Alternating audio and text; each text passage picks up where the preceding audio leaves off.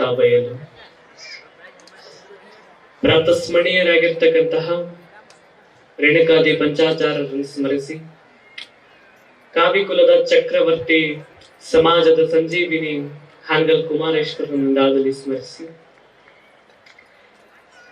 ಇಲ್ಲಿನ ಕ್ಷೇತ್ರಾಧಿಪತಿಯಾಗಿರ್ತಕ್ಕಂತಹ ಗವಿಸಿದ್ದೇಶ್ವರನ ಕರ್ತೃತ್ವ ಶಕ್ತಿಗೆ ಹಣೆಮಣಿದು, ಎನ್ನ ಆರಾಧ್ಯ ದೈವನಾಗಿರ್ತಕ್ಕಂತಹ ಚನ್ನಬಸವೇಶ್ವರ ಕರಿಬಸವೇಶ್ವರ ಮುಂದಾಗಲಿ ಸ್ಮರಿಸಿ,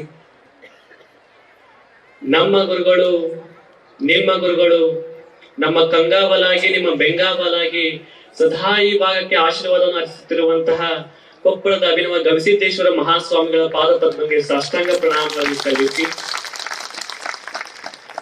ಈ ಒಂದು ಸಮಾರಂಭದಲ್ಲಿ ಆಸೀನರಾಗಿರ್ತಕ್ಕಂತಹ ಎಲ್ಲ ಪರಮ ಪೂಜ್ಯರ ಪಾದ ಪದ್ಮಗಳಿಗೆ ಸಾಷ್ಟಾಂಗ ಪ್ರಣಾಮಗಳನ್ನು ಸಲ್ಲಿಸಿ, ಈ ಒಂದು ಸಮಾರಂಭದಲ್ಲಿ ಆಸೀನರಾಗಿರ್ತಕ್ಕಂತಹ ಹಾಗೂ ನೆರೆದಿರುವ ಎಲ್ಲ ಗಣ್ಯರೇ, ತಂದೆ ತಾಯಿಯಂದರೆ, ಮುದ್ದು ಮಕ್ಕಳೇ, ತಮಗೆಲ್ಲರೂ ಕೂಡ ಶರಣಾರ್ಥಿಯನ್ನು ಸಲ್ಲಿಸ್ತೇನೆ. ನಿಜವಾಗ್ಲೂ ಕೂಡ ಬಹಳ ಖುಷಿ ಅನ್ಸ್ತದ.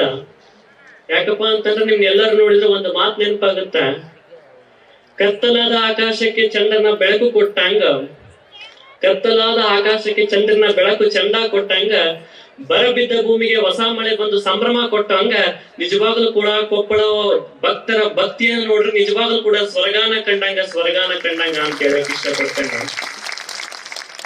ಇಲ್ಲಿರುವಂತ ಎಲ್ಲ ತಾಯಂದರಿಗೆ ಕೂಡ ಒಂದು ಪ್ರಶ್ನೆ ಕಾಡ್ತಿರುತ್ತ. ಪೂಜ್ಯರು ಬಹಳ ಚಂದ ವಿಷಯವನ್ನು ಇಟ್ಟಾರ. ಭಕ್ತ ಹಿತ ಚಿಂತನಾ ಸಭೆ ಅಂತ ಇಟ್ಕೊಂಡಿದ್ದಾರೆ. ಅಂದ್ರೆ ಭಕ್ತನಿಗೆ ಭಗವಂತ ಯಾವಾಗ ಹಿತವನ್ನು ಬಯಸ್ತಾನ, ಭಕ್ತನಿಗೆ ಭಗವಂತ ಯಾವಾಗ ಹಿತವನ್ನು ಬಯಸ್ತಾನ. ನಿಜವಾಗ್ಲೂ ಕೂಡ ನಾವೆಲ್ಲರೂ ಅನ್ಕೊಂಡಿದ್ದೀವಿ, ಭಗವಂತ ಯಾವಾಗ ಸಾವಿರಾರು ಫಲಪುಷ್ಪಗಳಿಂದ ಅಲಂಕಾರವನ್ನು ಮಾಡಿದಾಗ ಭಗವಂತ ಖುಷಿ ಆಗ್ತಾನಂತ ನಾವು ತಿಳ್ಕೊಂಡಿದ್ದೀವಿ. ಅಭಿಷೇಕವನ್ನು ಮಾಡಿದಾಗ ಭಗವಂತ ಖುಷಿ ಆಗ್ತಾನಂತ ನಾವು ತಿಳ್ಕೊಂಡಿದ್ದೇವೆ. ಬಂಗಾರ ಒಡವೆ ಆಭರಣಗಳಿಂದ ಅಲಂಕಾರ ಮಾಡಿದಾಗ ಭಗವಂತ ಖುಷಿ ಆಗ್ತಾನಂತ ನಾವು ತಿಳ್ಕೊಂಡಿದ್ದೇವೆ. ನಿಜಕ್ಕೂ ಕೂಡ ಒಂದ್ ಕಡೆ ಹೇಳ್ತಾರೆ,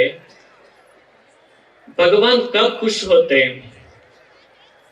भगवान ईश्वर कब खुश होते हैं, गली गली में एक बड़ा मंदिर निर्माण करे तो ना खुश होते हैं, जब भगवान कब खुश होते हैं, एक गरीब आदमी को एक प्यार से रोटी खिलाओ तो भगवान खुश होते हैं ಅಂತ ಹೇಳ್ತಾರೆ. ಅಂದ್ರೆ ಭಗವಂತ ಯಾವಾಗ ಖುಷಿ ಆಗ್ತಾನಪ್ಪ ಅಂತಂದ್ರೆ, ಯಾವ ವ್ಯಕ್ತಿ ನಮ್ಮ ಮನೆಯ ಬಾಗಿಲಿಗೆ ಹಸಿದು ಬಂದಿರ್ತಾನೋ, ಯಾವ ವ್ಯಕ್ತಿ ನಮ್ಮ ಮನೆಯ ಬಾಗಿಲಿಗೆ ಊಟವಿಲ್ಲ ಅಂತ ಬಂದಿರ್ತಾನಲ್ಲ, ಆ ಒಂದು ವ್ಯಕ್ತಿಗೆ ನಾವೊಂದು ರೊಟ್ಟಿಯನ್ನು ಕೊಟ್ಟಾಗ ಭಗವಂತ ಖುಷಿ ಆಗ್ತಾನ ಅಂತ ಹೇಳ್ತಾರ. ಯಾಕೆ ಈ ಮಾತನ್ನ ಹೇಳ್ತೀನಿ ಅಂತಂದ್ರೆ, ನಿಜವಾಗ್ಲೂ ಕೂಡ ಮಹಾರಾಷ್ಟ್ರದ ಒಬ್ಬ ಸಂತ ನಿಮಗೆ ಗೊತ್ತಿರ್ಬೋದು, ರಾಮದಾಸ್ ಅಂತೇಳಿ. ಯಾವ ರೀತಿ ಸರಳತೆ ಜೀವಿಯಪ್ಪ ಅಂತಂದ್ರೆ, ಬಹಳ ನಿಷ್ಕಲ್ಮಶ ಹೃದಯಗಳು ಅವರು. ಒಂದು ಚಿಕ್ಕ ಅವರೊಂದು ತುಣುಕನ್ನು ಹೇಳ್ತೀನಿ ನಿಮ್ಗೆ. ಒಂದು ಸಾರಿ ಒಂದು ಊರಿಂದ ಇನ್ನೊಂದು ಊರಿಗೆ ಹೋಗ್ತಾ ಇರ್ತಾರೆ. ಸಂತ ರಾಮದಾಸ್ ರವರು ಹೋಗ್ಬೇಕಾದಂತ ಸಂದರ್ಭದೊಳಗ, ಅವಾಗ ಕಾಲ್ನಡಿಗೆಯಲ್ಲೇ ಹೋಗ್ಬೇಕಾದಂತ ಸಂದರ್ಭ. ನಮಗ್ ಈಗೇನ್ ಬಿಡ್ರಿ, ಕಾರ್ ಅದಾವು, ಬಸ್ ಅದಾವು, ಏರೋಪ್ಲೇನ್ ಐತಿ, ಫ್ಲೈಟ್ ಐತಿ. ಆದ್ರೆ ಆಗಿನ ಕಾಲದಾಗ ಹೆಂಗಿತ್ತಪ್ಪ ಅಂದ್ರೆ ಕಾಲ್ನಡಿಗೆ ಒಳಗ ಹೋಗ್ಬೇಕಾದಂತ ಸಂದರ್ಭ. ಅಂತ ಒಂದು ಸಂದರ್ಭದೊಳಗ ರಾಮದಾಸ್ ರವ್ರು ಏನ್ ಮಾಡ್ತಾರಂದ್ರೆ, ಇನ್ನೊಂದು ಸ್ಥಳಕ್ಕೆ ಹೋಗ್ಬೇಕಾದಂತ ಸಂದರ್ಭದಾಗ ಒಂದು ಬಟ್ಟೆ ಒಳಗ ಒಂದು 4-5 ಹೋಳಿಗೆ ಇಟ್ಕೊಂಡು, ಹೋಳಿಗೆ ಮ್ಯಾಗ ಒಂದ್ ಸ್ವಲ್ಪ ತುಪ್ಪ ಇಟ್ಕೊಂಡು, ಬುತ್ತಿ ಗಂಟನ್ನು ಕಟ್ಕೊಂಡು, ಬಲಗೈ ಒಳಗ್ ಬುತ್ತಿ ಗಂಟು ಇಟ್ಕೊಂತಾರೆ, ಎಡಗೈ ಒಳಗ್ ಒಂದ್ ಕೈ ಚೀಲ ಹಾಕೊಂಡು ನಡ್ಕೊಂಡು ಹೋಗ್ತಿರ್ತಾರೆ. ಹೋಗ್ಬೇಕಾದಂತ ಸಂದರ್ಭದೊಳಗ ಒಂದು ನಾಯಿ ಬರುತ್ತೆ. ಒಂದು ನಾಯಿ ಬಂದು ಆ ರಾಮದಾಸ್ ರವರ ಬಲಗೈಯಲ್ಲಿ ಇರ್ತಕ್ಕಂತಹ ಬುತ್ತಿಯ ಗಂಟನ್ನು ಕಿತ್ಕೊಂಡು ಓಡೋಗುತ್ತ. ಕಿತ್ಕೊಂಡು ಹೋದಂತ ಸಂದರ್ಭದಾಗ ರಾಮದಾಸರು ಕೂಡ ಅದ್ರ ಹಿಂದೆ ಹೋಗ್ತಾರ. ನಾವಾಗಿದ್ರೆ ಏನ್ ಮಾಡ್ತಿದ್ವಿ, ಅದ್ರ ಹಿಂದೆ ಹೋಗಿ ಕಲ್ಲು ಬಡಿಗೆ ತಗೊಂಡು ನಿಂದಿರ್ತಿದ್ವಿ ನಾವು. ಆದ್ರೆ ರಾಮದಾಸ್ ರವರು ಕೂಡ ಹೋದ್ರು. ಯಾಕೆ ಹೋದ್ರಪ್ಪ ಅಂತಂದ್ರೆ, ಆ ಬುತ್ತಿ ಗಂಟೊಳಗೆ ಹೋಳಿಗೆ ಐತಪ್ಪ, ಹೋಳಿಗೆ ಜೊತೆ ತುಪ್ಪನ ಐತಿ, ಬರೇ ಹೋಳಿಗೆ ತಿನ್ನಕ್ ಹೋಗ್ಬೇಡ, ಹೋಳಿಗೆ ಜೊತೆ ತುಪ್ಪವನ್ನ ಕಲಿಸಿ ತಿನ್ನಿಸ್ತೀನಿ, ಅವಾಗ ಸ್ವಾದ ಆಗತ್ತ, ಅದಕ್ಕೆ ತಡಿ ನಿಲ್ಲು ಅಂತ ಹೇಳಿ ಮರಾಠಿ ಒಳಗೆ ತಾಮ್ರೆ ಕುತ್ತೆ ತಾಮ್ರೆ ಅಂತ ಹೇಳ್ತಾರ. ನಿಜಕ್ಕೂ ಕೂಡ ಹೃದಯ ಶ್ರೀಮಂತಿಕೆ ಅನ್ನೋದು ಬಹಳ ಮುಖ್ಯ ಆಗ್ತದ. ಒಂದ್ ಕಡೆ ಬಹಳ ಸುಂದರವಾಗಿ ಹೇಳ್ತಾರೆ, the colour of cat is not important, the colour of cat is not important, how cat catch the rat is important ಅಂತ ಹೇಳ್ತಾರೆ. ಅಂದ್ರೆ ಯಾವ ಬಣ್ಣದ ಬೆಕ್ಕಿದೆ ಅನ್ನೋದು ಮುಖ್ಯ ಅಲ್ಲ, ಯಾವ ರೀತಿಯ ಇಲಿಯನ್ನು ಹಿಡಿಯುತ್ತೆ ಅನ್ನೋದು ಮುಖ್ಯ ಆಗ್ತದ.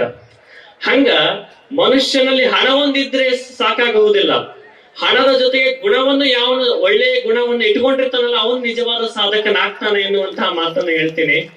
ನಿಜಕ್ಕೂ ಕೂಡ ಒಂದು ವೃಕ್ಷ ಇರುತ್ತೆ, ಒಂದು ಮರ ಇದ್ದಂತ ಸಂದರ್ಭದಾಗ ಮರದೊಳಗೆ ಹಣ್ಣುಗಳು ಹಣ್ಣಾದಾಗ, ಮರದಲ್ಲಿ ಹಣ್ಣುಗಳು ಹಣ್ಣಾದಾಗ ಯಾವ ರೀತಿ ಗಿಳಿಗಳು ಬರ್ತಾವಲ್ಲ, ಹಣ್ಣುಗಳು ಹಣ್ಣಾದಾಗ ಯಾವ ರೀತಿ ಗಿಳಿಗಳು ಬರ್ತಾವಲ್ಲ, ಹಂಗ ಕೊಪ್ಪಳ ಹಾಗೂ ಸುತ್ತಮುತ್ತಲ ಗ್ರಾಮಸ್ಥರ ಭಕ್ತರ ಭಕ್ತಿ ಹಣ್ಣಾಗೈತಿ. ಅದನ್ನ ಸೇವನೆ ಮಾಡಾಗ ಗವಿಸಿದ್ದೇಶ್ವರ ಸ್ವರೂಪದಾಗ ಯಾರು ಬಂದಾರಪ್ಪ ಅಂದ್ರೆ ಅಭಿನವ ಗವಿಸಿದ್ದೇಶ್ವರ ಮಹಾಸ್ವಾಮಿಗಳು ಬಂದಾರ ಅಂತ ಹೇಳಕ್ ಇಷ್ಟಪಡ್ತೇನೆ.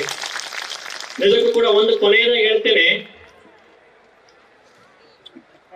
ನಮ್ಮ ಶ್ರೀಮಠದ ನಿಡಶೇಷಿ ಮಠದಾಗ್ಲಿ ಕುಷ್ಟಗಿರಿ ಆಗ್ಲಿ ಗಂಜಿಬಾಗ ಪೂಜಾರಿ ಒಂದು ಮಾತು ಹೇಳ್ತಿದ್ರು, ಏನಿಲ್ರಿ ಚಿಂತೆ ಮಾಡಕ್ ಹೋಗ್ಬೇಡ್ರಿ, ಗವಿಸಿದ್ದೇಶ್ವರ ನಿಮ್ ಹಿಂದದನ ಚಲೋ ಜಾತ್ರೆ ಆಗತ್ತಾ ಅಂತ ಹೇಳ್ತಿದ್ರು.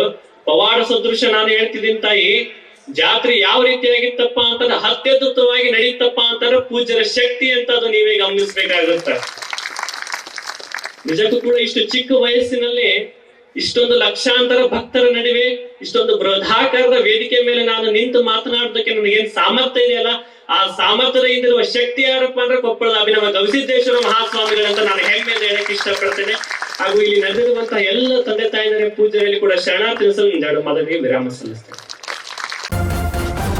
ನ್ಯೂಸ್ ಫಸ್ಟ್ ನಿರ್ಭೀತಿಯಿಂದ ನಿಮ್ಮ ಪರವಾಗಿ.